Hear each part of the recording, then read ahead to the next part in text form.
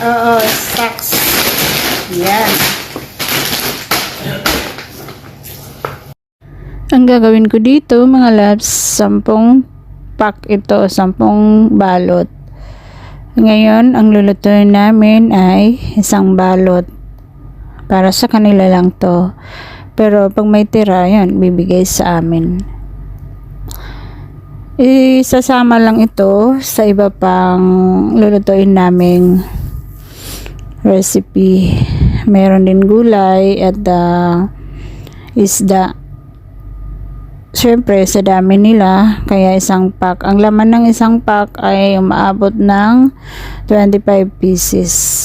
Madali lang naman itong lutuin kasi iboboil ko lang siya ng luya at saka Sprite, asin at paminta na din, o diba?